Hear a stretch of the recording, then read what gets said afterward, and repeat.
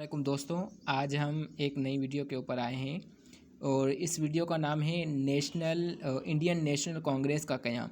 यानी हम इस वीडियो के अंदर देखेंगे कि किस तरीके से इंडियन नेशनल कांग्रेस का क़याम हुआ, किस तरीके से वो वजूद में है और इसका मकसद क्या था और ये क्यों पाकिस्तान के अंदर और इंडिया के अंदर बनाई गई थी, ये क्यों कांग्रेस किस वजह से बनाई गई थी। तो ये सब हम इसमें देखेंगे और मैं आपको बताता हूँ कि इस कांग्रेस का मकसद ये था 1885 ईस्वी के अंदर इस इंडियन नेशनल कांग्रेस का क़याम किया गया था। यानी ये एक सियासी तंजीम थी। ये एक सियासी तंजीम थी जिसका क़याम 1885 के अंदर किया गया था।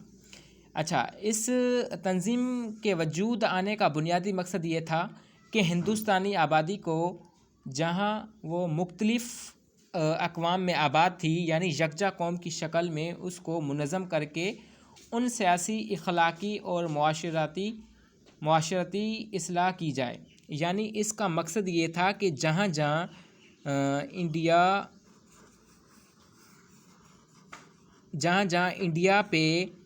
जहाँ इंडिया के अंदर इस तंजीम की जितनी भी अक़वाम मौजूद है उसको यकजा किया जाए, यानी उसको एक किया जाए। एक करने का मकसद ये था कि भाई देखें, आप भी जो है वो एक कौम है, हम भी जो है वो एक कौम है। आप अपने जो है वो कल्चर, आपके सकाफ़ती जो भी है चीज़ें देखा जाए, यानी आप अपने मज़हब, सकाफ़ती चीज़ों को आप अपने तरीके से हैंडल करें, हम अपने तरीके से हैंडल करें।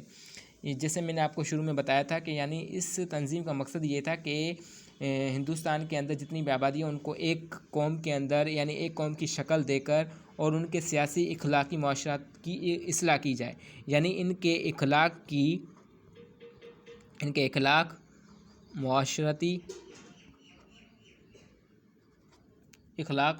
और सियासत की जो है वो केयर की जाए, यानी उसकी केयर की जाए, इन तीनों चीज़ों की केयर की जाए। यानी इस जो है इंडियन नेशनल कांग्रेस बनाने का मकसद ही यही था कि जितनी भी हिंदुस्तान के अंदर अक़वाम रहती है उनके इख़लाक़, मुआशरती, सियासत की हम कदर करें, उनकी केयर करें और उनको एक जो है वो कौम की शक्ल में मुनज़्ज़म करें।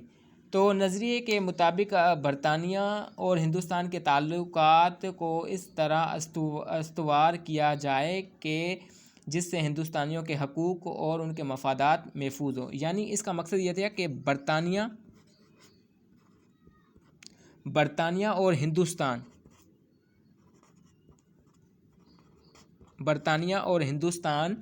के ताल्लुकात को इस तरीके से मज़बूत किया जाए। मज़बूत करने से क्या होगा कि अगर इनके ताल्लुकात मज़बूत होंगे तो इनको इस चीज़ के ऊपर इस्तवार किया जाएगा कि भाई हिंदुस्तानियों के यानी इसका मकसद ये था कि हिंदुस्तानियों के जो हकूक़ है उसकी केयर की जाएगी, उनके मफादात को महफूज किया जाएगा। ये इसका मकसद था। लेकिन चूँकि कांग्रेस में अगरचे अक्सरियत हिंदुओं की तो लेकिन मुस्लिम रहनुमाओं ने भी इसमें शमूलियत इख्तियार की थी। सिर्फ हिंदू ही नहीं थे इसके अंदर, इस कांग्रेस के अंदर हिंदू ही नहीं थे।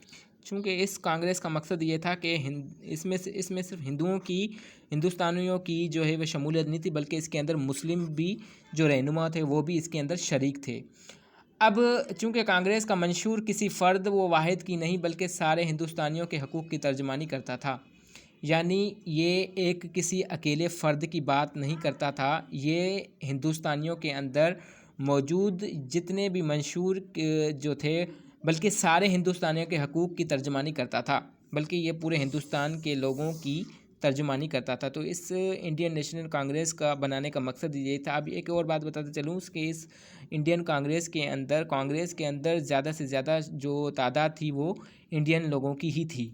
तो इसके अंदर हमारे मुस्लिम लोग रहनुमा भी शामिल थे और इनका मकसद यही था कि इस कांग्रेस का मकसद ये था कि लोगों के इख़लाक़ और मुआशरती और सियासती اور ان کے جو تعلقات ہیں اس کو مزید بہتر بنایا جائے۔ دوستو امید کرتا ہوں آپ کو یہ چھوٹی سی ویڈیو بنائی ہوئی بہت پسند آئی ہوگی، اور ہم نے اس میں دیکھا کہ کانگریس کا قیام 1885 کے اندر کیا گیا، اور یہ ایک سیاسی تنظیم تھی جس کا مقصد تھا کہ لوگوں کے اخلاق، معاشرتی سیاست کی قدر کی جائے، اس کو محفوظ کیا جائے۔